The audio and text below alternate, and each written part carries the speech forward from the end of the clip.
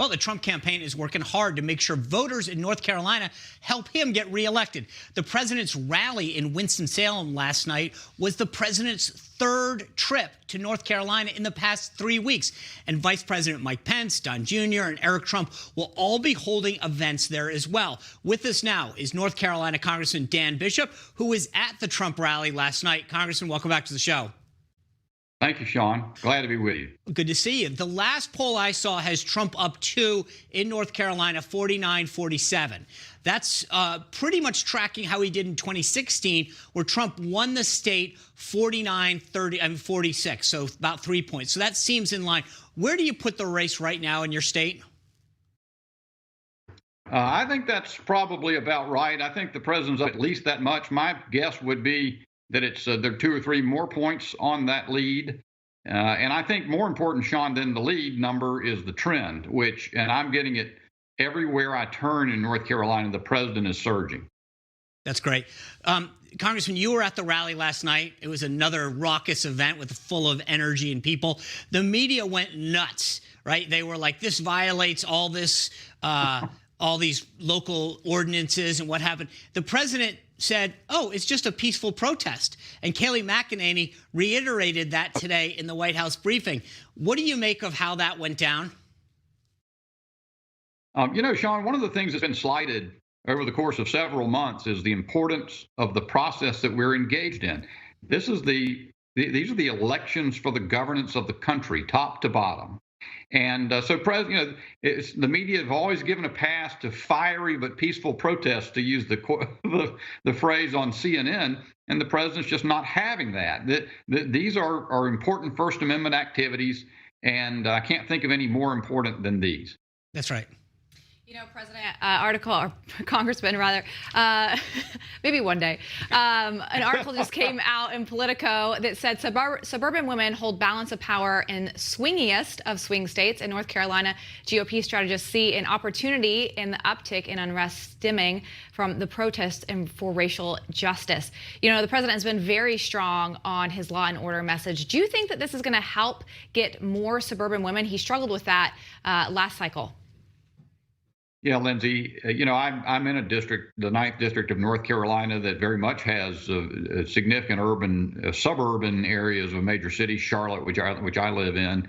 And I think it's right. I don't think it's a question of protests. Everybody's fine with protests. It's riots and arson and looting and a criminal surge in city after city that Democrats have been unresponsive to. In fact, they've encouraged it. President Trump has said it clearly. He wants to arrest rioters and prosecute them. Democrats want to appease them. And yeah, the suburban women, like many others, are concerned about safety and security. So that's going to work well for the president.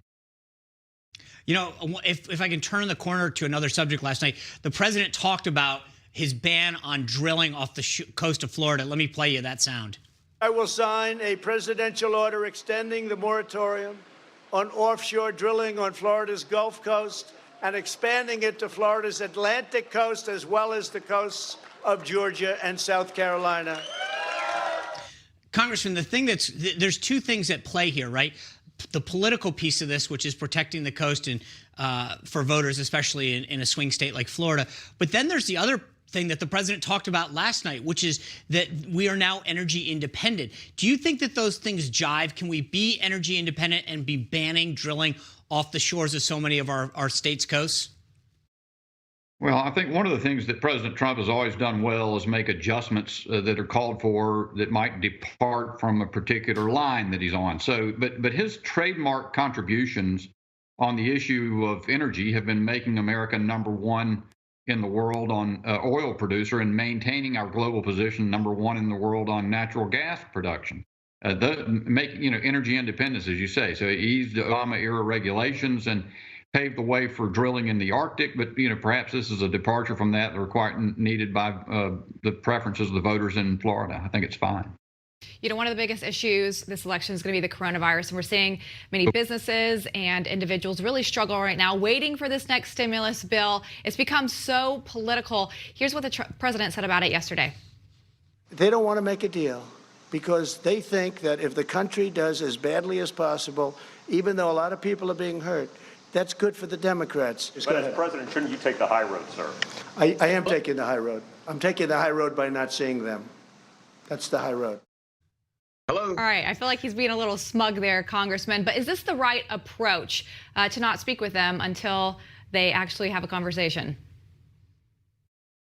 You know, Lindsay, we had 5 major pieces of legislation culminating in the CARES Act, all by bipartisan action. Democrats have laid down the line that they're not going to cooperate. The president would know when they're ready to reverse course on that. Senate has come forward with a Republican proposal for a reasonable, a great recovery package, which is what we need now. Particularly liability protections for businesses so that they have a certain environment in which to function. The president's right. Democrats appear to have decided as a political matter they're not going to cooperate in another phase of coronavirus relief, hoping they can get an electoral advantage over that. It's contemptuous of the American people. Congressman, the so-called skinny bill in the Senate really just gets down to making sure people get more relief. The bigger act, that the Stimulus Act, is in the House. There's a lot of common ground between what the House has put and what the Senate. Why can't you guys just come together, take what's agreed upon, and just pass that at least? Well, that's a great question, Sean, and that's exactly what I think Republicans have been asking about for months now. But Democrats want the whole enchilada or nothing. They want to give massive boons, massive amounts of money to governments, to state and local governments, to bail them out of historic problems, to have a lot of unrelated things. I think that's exactly what we should do, is go forward with a compromise piece of legislation, addresses liability for risk for businesses, adds another round of PPP funding for folks who need it, and some individual relief for those, some more modest supplemental unemployment insurance benefits and the like. The president's doing the best he can to work around their intransigence with an executive order. But yes, we should have a compromise piece of legislation that it would be a good recovery package. It seems to me that so much of what's in the House bill is just them throwing money. There's another $10 billion in it for the post office that says they don't need it. So I wish you well. I hope we can find that compromise. Thank you again for joining us, Congressman. It's a pleasure being with you both. Thanks so much. You bet. All right, coming up, Virginia is another battleground state that will play a part in November's election. The once solid red state has gone from purple now to blue. Can the Republicans turn the tide their way again? We're going to ask Virginia Congressman Rob Wittman next.